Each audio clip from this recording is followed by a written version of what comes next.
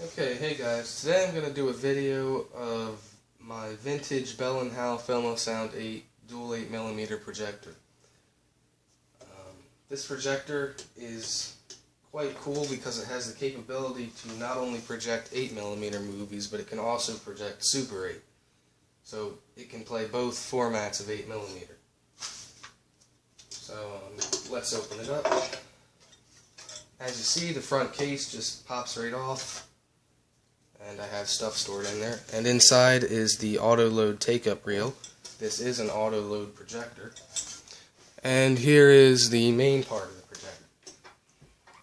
Here are some of the controls down here. There are also more up here. As you can see, there are quite a few. Well, there's not too many, but I'll go over what each one does. This one right here is the main power switch, which has the motor and lamp positions. So the lamp can be turned on separately. It's not running all the time, which is good. This right here, this projector also has a rewind switch, as you can see right here. This right here controls whether or not you want it to play 8mm or Super 8. Push it up, there's Super 8. Push it down, here's 8. On other models it might be different. This right here is the speed control. Right here, this is the focus knob. And up here is the framer. It's kind of small, but you can see it's the silver top right there. That's the framer knob. Other things, here's the elevation control, which if you unscrew this and then lift up, you see that foot pops out, and you can tighten it back up. And that will allow you to tilt the projector up. So let's put it back down. Another one is the zoom. Sorry. This knob right here, or it's not really a knob, but it's kind of a wheel on the front of the lens, as you can see. Turning that will make the picture larger or smaller. Let me put the spindles up. This right here is the auto load lever. You hold this down and insert the film between the two rollers, and it will automatically thread the projector. And last but not least, the direction control, up for forward, middle for still, and down for reverse. So those are the different controls on the projector. So first let me show you the difference between Super 8mm and 8mm film and how you would put them in the projector. So there's a Super 8mm film, and here's an 8mm film. I'm sorry, I'm not actually going to show all the differences because I don't really know all of them, but I believe it has something to do with the size of the sprocket holes and the picture. Or not the size of the sprocket holes, but the placement of them, I believe. So anyway, this is going to be how you tell what film is what format without looking in at the sprocket holes. So if they are put on the correct reels, this is a Super 8 reel. As you can see, it has a large hole in the middle. This is an 8mm reel. As you can see, the hole is smaller. So on this projector, let me take this black piece off. There are 8mm spindles here and here. So you can see an 8mm reel goes right on like that. That's perfect.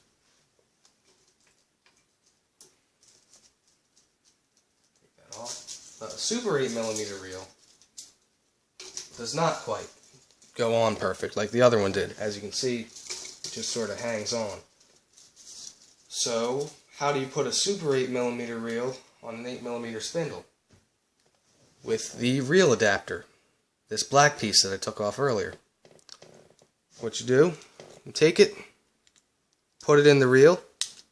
You can see, now the hole is the same size as an 8mm hole, just about. Then you take the reel and put it on the spindle. There you go. It's on there perfect. So that's how you put a Super 8mm reel on it. Now, just a disclaimer, doing this to any regular 8mm projector will not quite give it the ability to project Super 8 film, because this switch down here I believe, converts the aperture plate and the sprockets to the correct settings for Super 8. So threading Super 8 into a regular 8mm projector can possibly damage the film. At least I believe that's what this switch does, because I'm not sure if you can see it or not, but I will open up the front and try to zoom in. Let me actually take the camera down off the tripod, which is actually a music stand, but if you can see in there, that little black kind of square, wait a minute, focus, kind of in the middle. I believe that is the aperture plate, and if I push the switch, you can see it changes. As well as the sprockets, which I'm not sure if you can see them, but they're the two little pegs in that slot above the aperture. They move, or it moves, when you push the switch. Okay, so now I will show you how to run this machine. So first thing, once you figure out what kind of film you have, which if you don't know for sure what it is, if you just got it, you should probably double check the sprocket sizes just in case someone put it on the wrong reel. If you're going to play Super 8, you want to put the switch to Super 8, put the reel adapter on, put the reel on, or you can put the adapter in the reel and then put it on. Not sure which way is better. Or if you're going to play 8mm, just put the switch to 8, take the black piece off, and put the film on the spindle. So I'm going to run an 8mm film. So first thing, put it on the top spindle, because that is the feed reel. Next, take the take-up reel and put it on the back spindle, because that is the take-up reel. That is where the film goes once it's been through the mechanism, once it's been projected. Also, you want to plug it in. On this model, the cord is on the back. It just unwinds simply.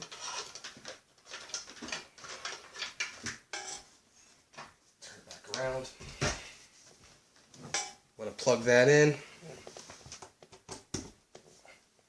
Okay, next, again, make sure, double check that the switch is in the correct position because you don't want to damage the film.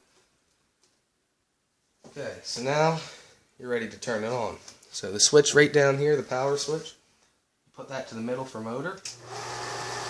And now you hear it has started. Next, the direction control. You want to lift that up. And as you can see, the take-up reel has started to spin. So now you want to make sure the film is nice and tight, that it's not twisted. Push down the auto load lever and slip the film between the two rollers.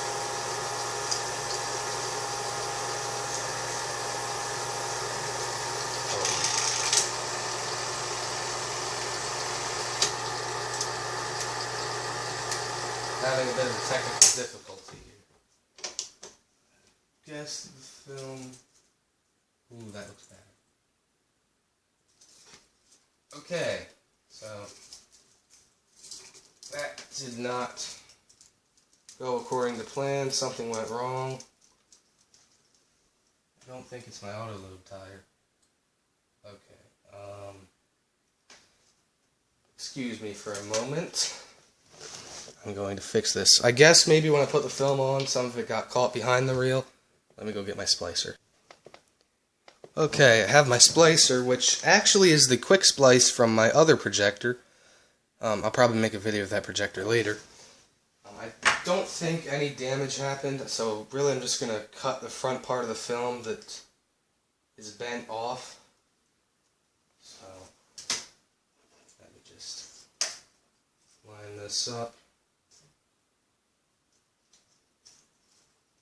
Splicer, put it in the sprocket holes. Just get that in there good. Let me see. Make sure the sorry. Film can be a bit temperamental once it starts to unwind.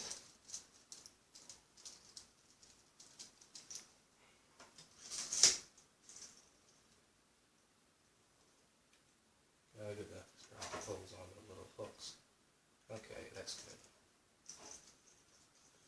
Don't want to break the sprocket holes either. Okay, that's good. I probably could have done that with a pair of scissors maybe, but figured I'd do it right. Alright, so that piece is not good. Another thing this projector has, which is going to come in handy right now, you see this little silver thing under the elevation control? That is a film trimmer, and it kind of gives the square tip of the film a bit of a triangle edge, which I guess helps it thread properly. So what I'm going to do is I'm going to try to get this in there good.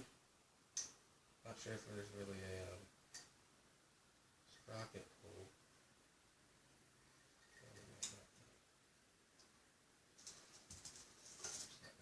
There.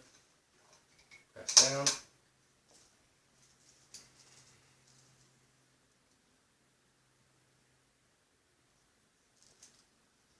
Might not be the perfect way to do it, but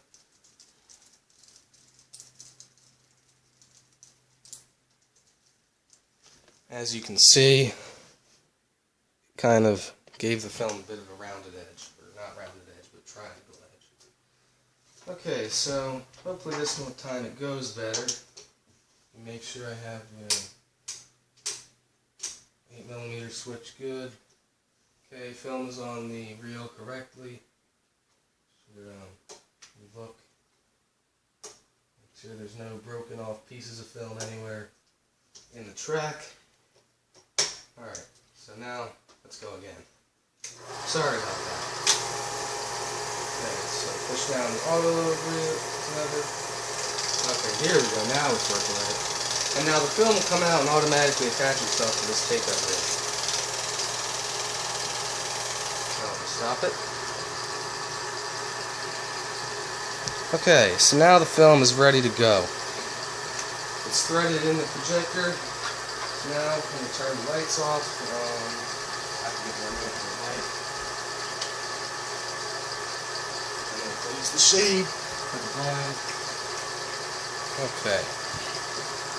So now this should work. Or it will work.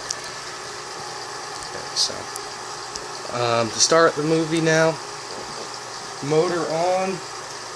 Lift the switch to the forward position, and now the main power switch, push it forward to the front for lamp. And now you can use the focus knob to focus in on the image, the zoom lens to make it bigger or smaller.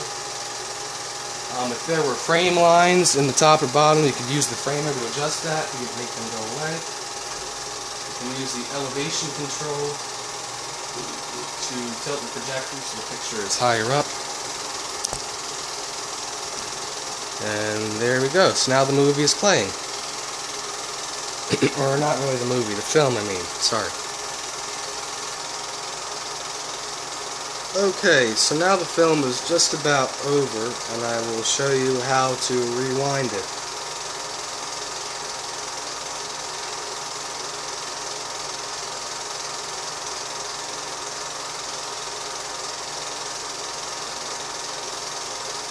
Okay. So now the film is done, and it is spinning on the take-up reel. I'm on mine, sometimes I have to help it out the back. So now what you want to do, you can turn the switch back to the middle so the lamp turns off, and put the direction control in the middle. And that will stop the take-up reel. Now let me turn the lights back on. Open blinds again. I'm not going to open all of them because I don't need them all open, so I'll just open the one blind so that you get the light so you can see it. Alright. So on this model, or at least on mine, sometimes when the film comes out the back it gets hung up and I just have to give it a little tug so that it pulls out. I don't know, maybe it's just my film. Okay, so now the rear spindle lifts up to the top so that you can rewind the film. And I also lowered the projector back off of the elevation. Alright, so now you want to make sure the film is straight. Put it back on the front of the reel. Whoops. Didn't get hooked in there, I guess. I didn't insert correctly. So now maybe give it a few turns manually to get, maybe you can give it a few turns by hand or manually to make sure it's on there. And on some of the other models, you would just push the direction control down for rewind. But on mine, it has a separate rewind control, so that's a cool feature on this model. Just push it down. You can see it might be going a little faster, I don't know. But you can rewind the film using that control.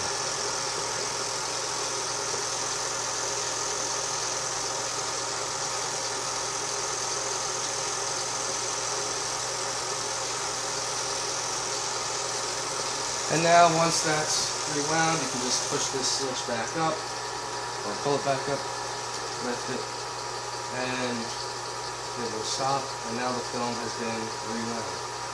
So now you can pull that off. And you can also pull the take-up reel off, unless you're going to play another movie. And I believe on this one, if you want to, if you want to switch it to Super 8, you have to turn the switch to off and then flip it, because I believe it will lock this switch in. So that's a good feature, so you don't accidentally bump it while the film is running. I believe I read this somewhere online, and I would also recommend it that you can let the motor run a little bit so that the fan will cool the light bulb off of the lamp, because it does tend to get hot. So, once you're done with everything, just take the switch, put it to off, and it will stop. And the spindles just fold down. I recommend leaving the reel adapter on just so that you don't lose it. Unplug it. Also want to put your film away.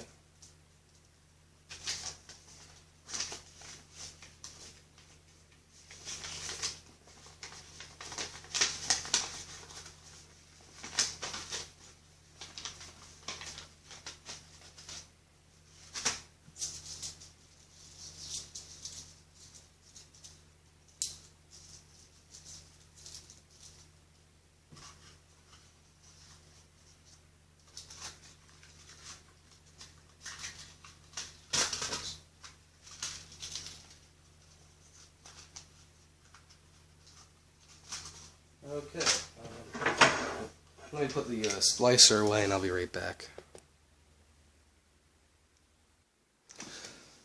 Okay, so now I'm just going to rewind the cord, which there are hooks on the back.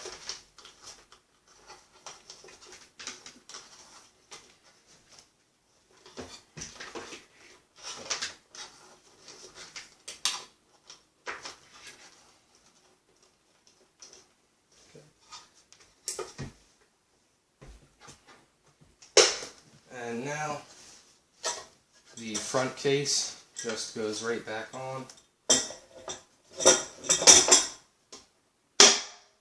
and it locks in. To take the case off, I'm not sure if I showed you, there's a little button right here, you push that down and that releases the clip and you can take it off. And to push it, and when you put it back on, it will just latch itself.